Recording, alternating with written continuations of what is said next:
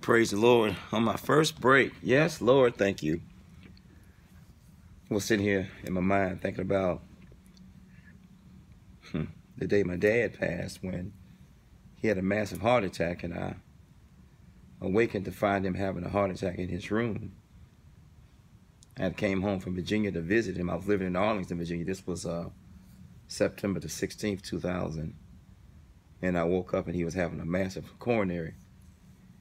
And I didn't know what's going on. He started losing body fluids and he collapsed, and we hit the floor, and the CPR took place. Blood coming out of his, gushing out of his nose, and he was gritting his teeth. And after everything had transpired, and I actually went to work after he had the heart attack, and he passed in my arms, and they came and tried to defibrillate him and couldn't bring him back. And so after his death and trying CPR and having, the body fluids and the blood and stuff on me, I actually went to work.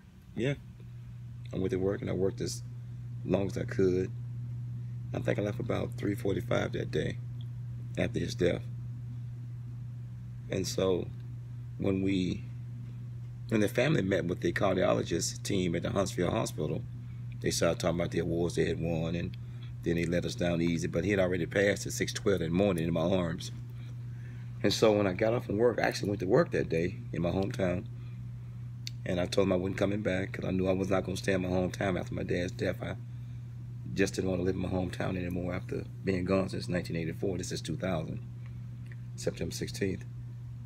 And so when I got off from work, I left my car, walked to my mom's house. I was just in a fog. And she said, "Where's your car?" I said, "Mine." Walked all the way in, left my car at work. I worked downtown Huntsville. My mom lived downtown Huntsville, so it wasn't that far of a walk. So she rubbed me on my shoulders and put a piece of paper in front of me. Yellow piece of paper had "Do not resuscitate" across the top. I said, "What's this?" She said, "Oh, your dad had a DNR." I said, "Why didn't you tell me, Mom?" She said, "Well, there's nothing you could do. He had a "Do not resuscitate" order." And I was just at my desk thinking about performing CPR on my dad, September 16th, 2000, at 6:07 a.m. in the morning. At 6:12, I stopped. His forehead was cold, his face was warm, and he had no pulse. And I'd already called the ambulance to come, the paramedics, and I could hear the ambulance getting closer and closer as I leave this beast. So it made me a better person. My dad died in my arms, conducting CPR, breaking his ribs, something that's very common.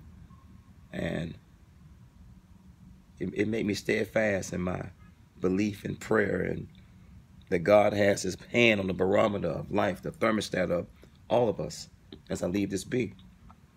So anything we suffer through or live through, PTSD, traumatizes or not, it makes us stronger as I leave this alone.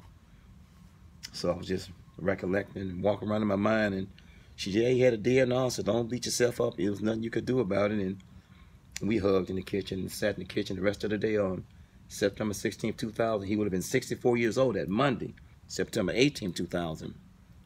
It made me a better person. Keep pushing. Keep pressing. God bless you, Papa. Rest in peace. Rest in heaven. Peace. One.